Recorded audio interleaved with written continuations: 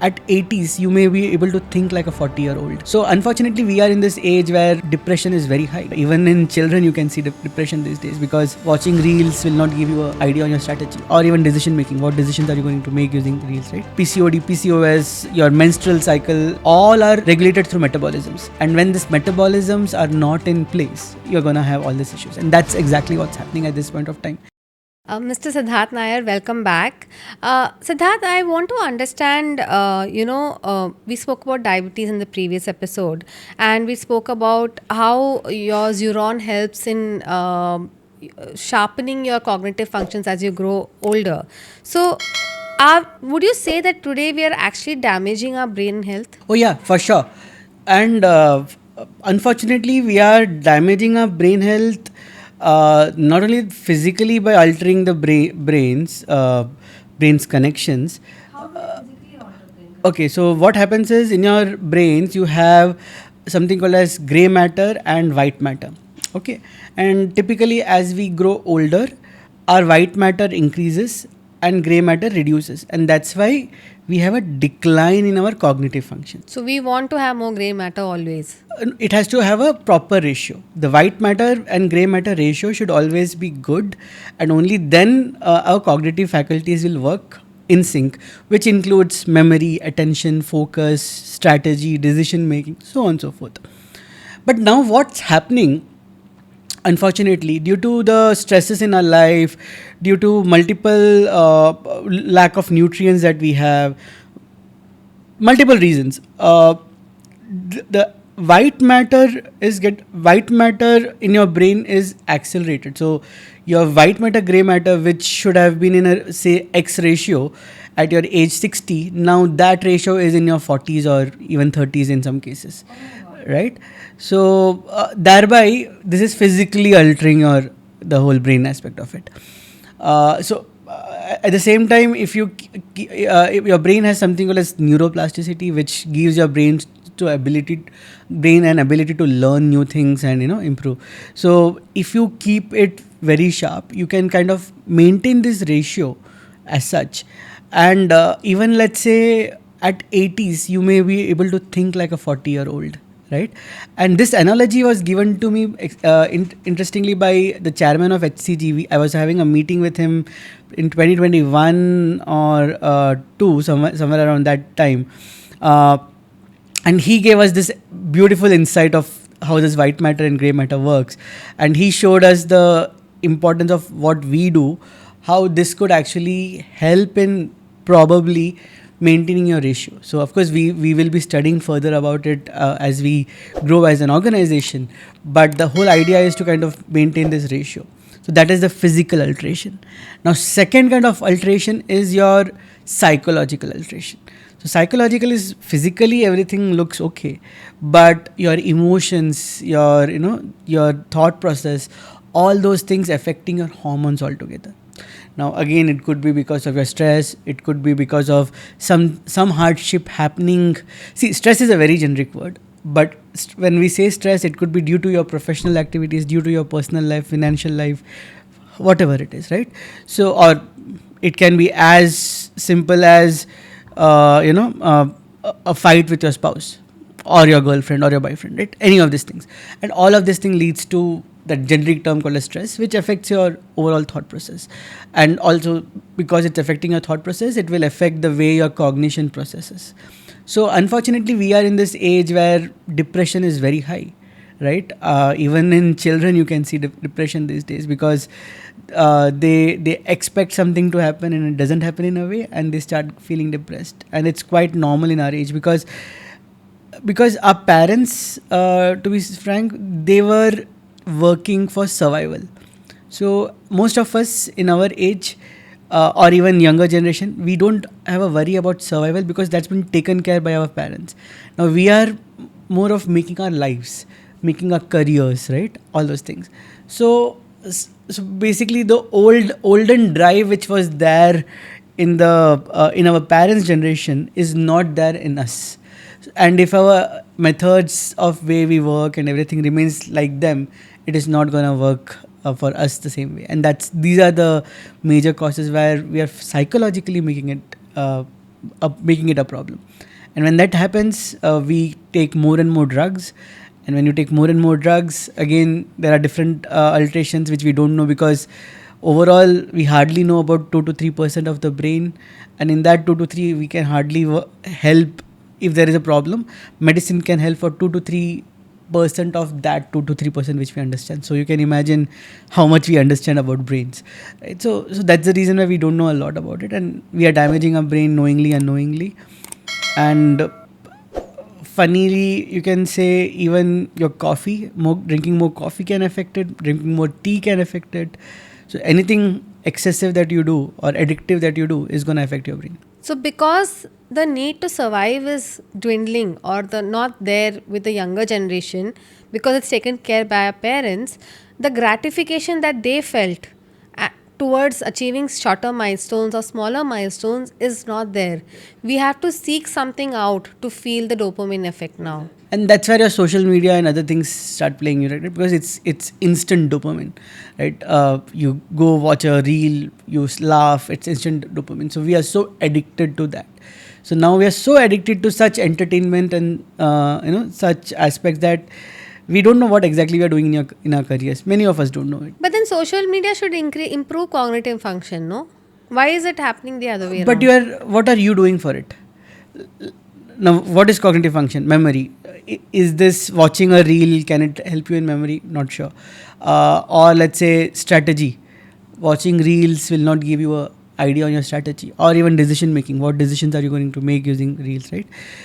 So these are like entertainment, and because you feel good about it, you laugh about it. There is a dopamine rush about it, but that is not helping your cognition. Your cognition is basically training your neurons, training your brains to do certain activity. It could be like Shakuntala Devi calculating certain things in seconds, or it could be like uh, you take any of the great decision makers or scientists that we know. It's not like they are super genius or they are seriously high IQs, but they have utilized their time to kind of sharpen their brains and make it right. So if you see a lot of these older politicians, take the case of late Dr. Manmohan Singh. He was so sharp even in his 90s, and he attended his Rajya Sabha duties and everything. So that's the kind of cognition that you're talking. So you're talking about a constant understanding and processing the data and giving outcome around it. That doesn't happen with social media. How can a common man today, build that kind of cognitive function? See, there are two ways to do it. One, go back to your books, read a lot, solve mathematical problems, play games. Games and sports are excellent tools of your mathematical. If you take basketball, the angle at which the ball goes in, we never think about it. It all comes naturally to you at that point of time, but you don't measure it. But that's okay. Or take cricket, which most of the people in India like, at least the boys.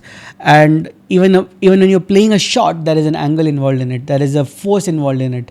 This all has been calculated by the brain, and in a natural way you are doing it without actually forcing on it, and thereby your brain still remains fresh and it's active, because you're playing, you're hitting 4, hitting 6, you're taking a wicket, whatever it is.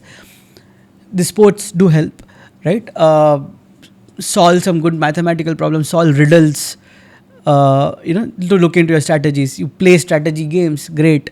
I don't know if you are aware of game theory. Game theory is not about game, but it's the economic concept. Play with that, understand the situation. So any of these things can help us improve our cognition, but these are some of the things which we are not doing today. Earlier generation, they used to read a lot because they didn't have TV, so they had a lot of time. What else to do? Either they are having a good time with their family, or they are reading, or they are doing some other activities, or they are working so that they give their children a better life. But this generation, we are not doing all these things. And So, Zeuron helps building and sharpen your brain by enhancing your cognitive function. I have a 15-year-old, he's having his boards. So, if I were to introduce him to Zeuron, would it help his brain to be really alert, whereby he will actually enhance his academic performance? actually, yes, two reasons. Now, why parents take away games from children is because they keep playing it continuously, right? Now, best part of our games is it is bounded by your physical limits, which are typically 45 minutes, 60 minutes at the most. Post that, you're gonna get tired of it, right? So because it's physical activity, your body doesn't allow you to play further. So now this 30 to 45 minutes of activity that the child will play, at that time they are just focusing on the games. They are trying to kind of hit their mental faculties, right, from focus, accuracy, strategy, decisions, etc., etc. And at the same time they are moving. So when they are moving, automatically there is a whole feel good factor that is linked with exercises, so that they are getting. It's not heavy strength exercises or lifting exercises, but all the movements that we need to actually maintain our life and the whole brain health. So that will help them to now perform better because they are relaxed, and they are then able to do the work further. And along with that, physical benefits also available because you're actually moving your body. So all these things can help kids to do better in the studies. Sedentary lifestyle. Now, that is a killer today. How is it impacting our brain health? Okay, so sedentary lifestyle, the biggest problem over here is it depends. Again, sedentary lifestyle you can classify. One is you are sitting at home, you're not taking stress of your work, but you are eating a lot of food, not doing any activity, probably having some good entertainment. So that's one kind of passive sedentary lifestyle, I would say, where you're completely sedentary and there is no active involvement of your brain as well. A lot. You're doing your job, yeah, but you're not taking that much of stress. But you're eating a lot, you're not doing an exercise. That's one. Second is sedentary lifestyle where you're still sitting, but you're thinking a lot, doing a lot of work, and this thing. So both of them are classified as sedentary. In the first case, there could be multiple reasons why the person is sedentary. One, it could be a vitamin deficiency altogether, or it could be some kind of imbalance that's happened in his psychological life due to any of the traumas or something, right? Because he's not moving, he's doing his work, earning his wages, and is able to live through it. So that's a different medical condition to be worked with, where again psychologists and other faculties can help those kind of people. The other kind of people is where they want to be active. They do a lot of work. They are highly successful in their careers, or they're always go getters, trying to push their boundaries to do better. So that also is a problem, because now here you are giving a lot of effects on your mind. Now let's say this kind of people, even they take say 1 hour to go for a gym, great. But typically, knowing their nature, even if they are doing that gym, let's say a treadmill, or let's say walking or jogging, many a times these are like an activity which happens mechanically. So if you know your system, the brain will automatically do it in an automatic mode. That doesn't help as in full exercise. It does give you physical benefits, but no mental benefits are there in that exercise, because you will still be thinking or processing a problem at that point of time. Recently there have been news about Mr. Nitin Kamath. He had an heart attack, and the Epigamia founder, he passed away. It was so shocking. Such a young person. But someone like a Nitin Kamath, I wish, when I see him, I wish to be as healthy as him. To have a healthy lifestyle like him. Is this what you're talking about? Like, why would such a young person at the prime of their life, who's perfectly fit? So again, it depends on the definition of fit. When we speak about that, if you're talking about physically fit, probably he is physically fit, probably he is eating properly, and he has all the aspects. But as a speculation, it could so be that he's under stress for multiple reasons, because he's investing in so many startups, at the same time running Zerodha, trying to make it grow every day.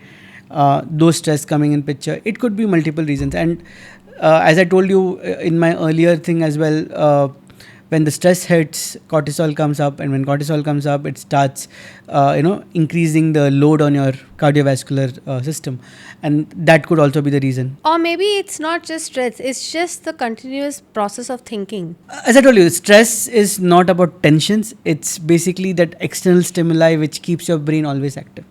So my definition of stress is not always about a problem. Okay, because for the common man, stress is like, I'm worried. Okay. Yeah, I understand that. So it may not be about they are worried about something, but it's constant processing of your brain, and you don't give your brain a little calm that it requires at the same time.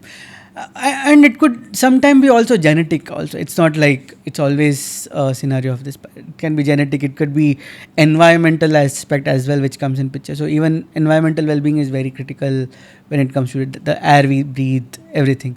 So there are multiple facets, and all of these facets do connect with the brain, unfortunately, along with the body. Because Do you observe a trend of these kind of occurrences often? Like with these cases, it was on LinkedIn, it was on newspaper, because these people are really, well known entities in society. But is there actually underlying trend in society today? yes, actually. So I believe currently a lot of young heart attacks that we hear of, I've seen it in two types of people in my observation. One is the middle class who are trying to make big, trying to push their boundaries, trying to achieve something and constantly working and trying and hitting to the grind to get there. That's one kind of people. And the second kind of people that I've seen is the CXOs, the top managements who are young, in their late 30s, early 40s, right?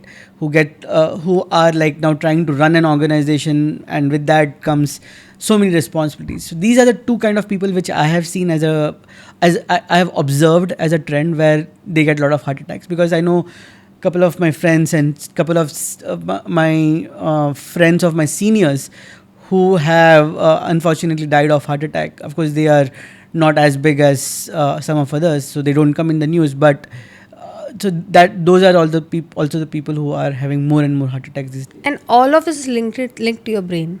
Yes. So brain controls quite a bit of your body directly or indirectly, right? Though we have multiple organ functions doing their job, but they are also being driven by the autonomic nervous system, and the brain needs to know what's happening there to run the body in sync, because it's a complete system that we are talking about, and not every organ independently. So that's the scenario. Today, menopause, perimenopause, and menopausal problems are also on the rise. I myself, I just entering into the perimenopausal stage of my life. And is this also related to the brain? So I'll just answer this in a second. I just want to go back to the cardiovascular disease, because I forgot some very important point. So now, when it comes to cardiovascular disease, when your heart pumps, the heart gives a signal to the brain about the pump, and the brain also asks heart to pump faster when it is required. Okay, so there is also a scenario where, due to excessive use of, I'll not say excessive use of brain, but certain areas of regions of brain which have been used more, and if that is continuously being processed, what happens is sometimes this communication between the brain and heart gets affected. So now brain is not able to tell the heart when to beat faster, and at the same time the heart is not able to send the signal to the brain that it is beating faster, right? So it's a control system, if you see. So that also leads to a issue of cardiovascular diseases, where the pathways have a problem because certain regions of your brain being overused. What kind of vitamins fix this transmission problem? So I don't have a very specific answer at this point of time on that, but all these micronutrients do play a big role to keep these pathways alive, right? Be it your vitamin D, be it your vitamin B's, and manganese. These micronutrients do help. Unfortunately, we all have focused a lot on macronutrients, but micronutrients, when it comes, and we don't do, and a lot of these micronutrients actually cause a lot of this trouble. But that is very difficult to identify. Actually, no, it can be easily identified. It's just that for some reason, it just goes out. Like, for example, vitamin D is because we have low sunlight these days. And I believe that's true for almost all this middle class and the CXOs which I mentioned, where they are not able to go in the sun. For various reasons, right? It could be meetings, so they're always in the AC, or some other aspects of it. So and vitamin D has links with even cancer, to be frank, in today's world. So these are also things that we need to look into when it comes to What time of the day should you actually absorb vitamin D? okay, so people always used to tell earlier that Early it should be morning. early morning, but when talking to a doctor friend recently, what I understood is 11 to 11:30, 12. That sun is the best sun for vitamin D. It seems. Again, these are certain things which are still in research, and probably we don't have a right answer at this point of time, and it is more opinions. But to be in a safer side, any sun for now is good to start Any with. sun is good sun. Right now, Okay. 11:30 preferable, but any sun is good at this point of time, because most of us are not early risers in this time of our And even with clothing, vitamin D does get absorbed. yes, that is there. And another thing is a lot of AC offices these days. We almost everywhere we go, we have ACs. Even Chennai, where we have so much of sun, I don't think even you must be actually going in sun a lot. I have been perennially vitamin D deficient. Only the last 1 year I have actually been consciously taking effort to.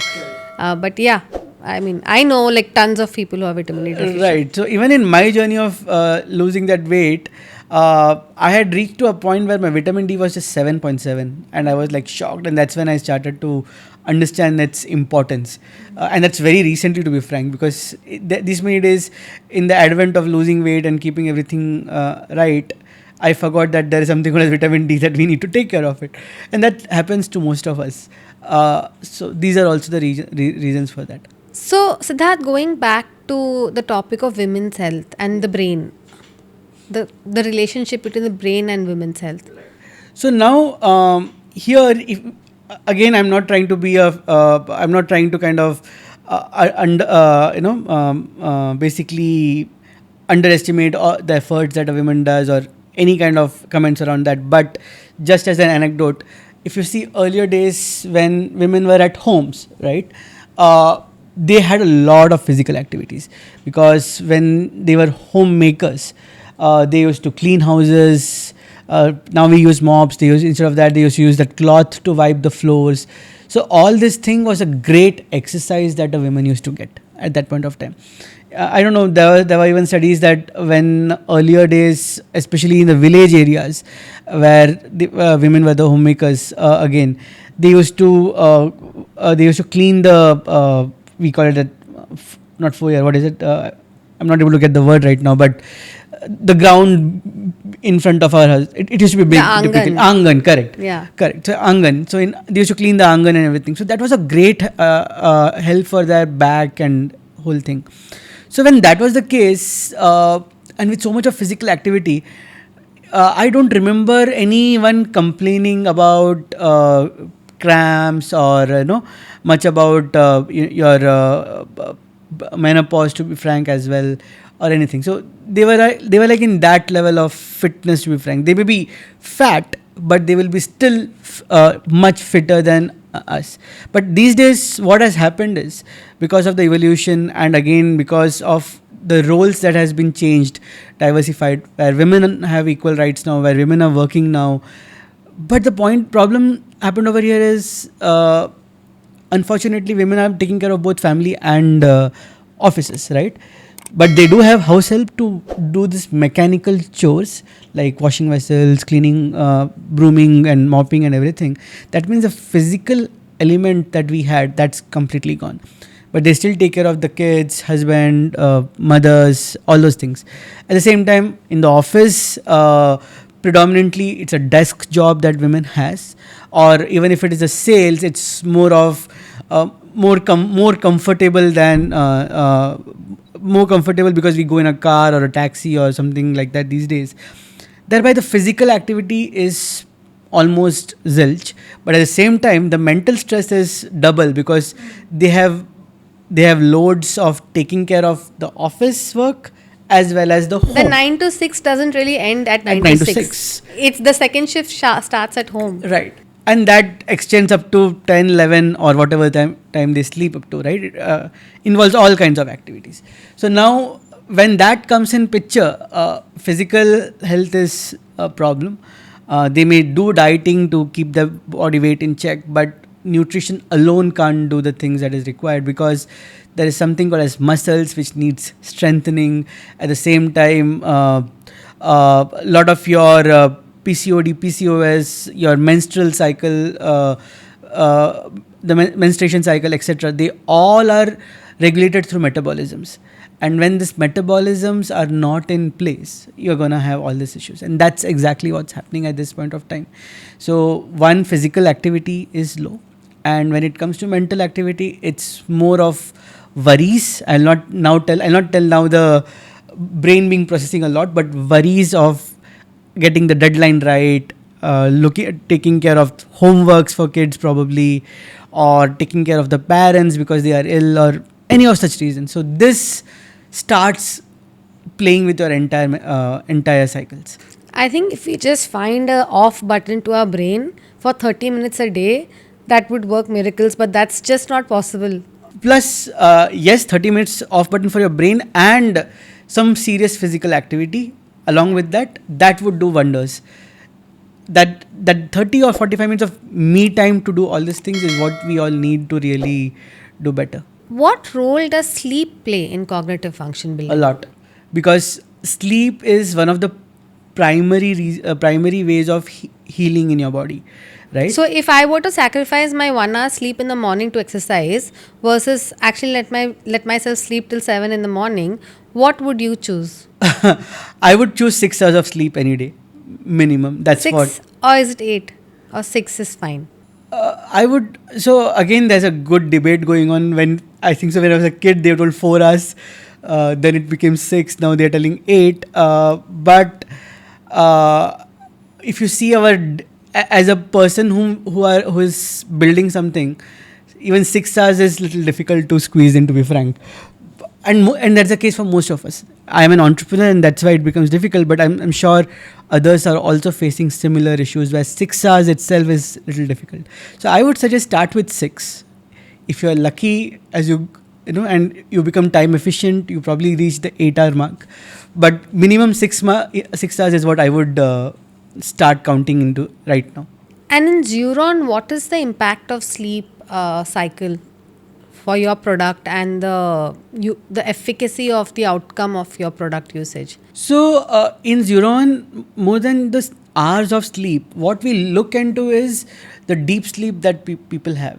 Like, what is the quality of sleep is what we focus on than quantity, because quantity, unfortunately, we can't control because everyone has a different lifestyle, but we try to control the quality of it. And one of the common trends that we saw even as an experiment was, so we had 2 sets of scenario, and this was a self experiment I did on myself, okay, where I used the product that we built on Phygital Gaming in the morning, afternoon, evening, and before sleep. I tried for 4 different times. What I saw that is the best sleep I got is when I did it before sleep. That is 1 hour before sleep when I did that activities. One, I was physically tired, and second, I was like mentally relaxed. Basically, I shut down. So it became very easy for me to sleep on those days. Versus if I do it in the morning, afternoon, or evening, because morning, afternoon, and evening you do it, that time it's good, but post that you again get into the stress. But best part of doing these activities before sleep was I was tired, so my energy was drained and my brain was shut off. So now when I went to sleep, I went to sleep without any other thoughts in my brain.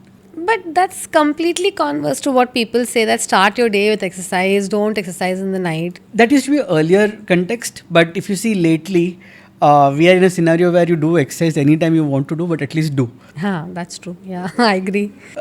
And at the same time, see, when we tell Zeuron, we are not telling you that don't do an exercise in the morning. You do exercise. But it's like, how are you fitting it in your routine? Now, my routine doesn't allow me to do a lot in the morning. So I prefer doing it in the night. So that's better than not doing. That's one thing. So even for people who go to gym and have a good physical activities, we still recommend them Zeuron, because in the gym you are working physically. Can you do something mentally or for your brain health here?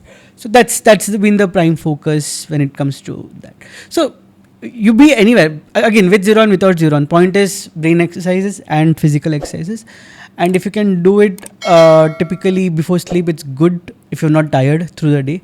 And most of us are typically not tired through the day because we are not physically exerting. We are mentally using a lot of our brains, but physically we are not using. So even if we are having say 1,200 calories a day, still it's excess for most of us, given our metabolisms. So it's a good way to kind of burn metabolism just before you sleep. Siddharth, thank you so much. It was such an enriching conversation, and I really hope that people adopt Zeuron because it's such a simple way to just be healthy. And without having to run to the gym, without having to worry about diet charts and anything, it's life simplified, health simplified. And to be frank, that was the whole purpose where we built it and we kept the cost lower, on the very low side, because when the whole idea that we have seen was the struggle that my mom went through, right? And she didn't have any affordable versions to any of these things. And that's the whole idea where we had this key, can a whole family spend just 1,000 rupees a year and be fit? That was the whole idea behind the whole idea. So more people can actually use it. And 1,000 rupees is what, just 99 rupees a month, or less than 99 a month. I mean, you go to the theater and you spend 1,000 rupees just for one movie. Exactly. So I don't think, and everybody does that. So. And this 99 rupees is for family, not for you alone. So that's the best part of it.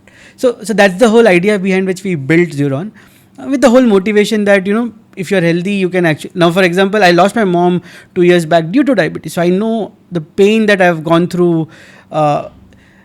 When a person has diabetes, yes, the patient is suffering, but imagine the condition of the caregiver.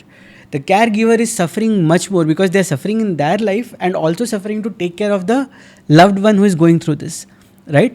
So it's a lot, and if you have to take it through, it's better to be safe than sorry. If you do it now and save your so many years and so much of money that you put in for your health later, than this thing.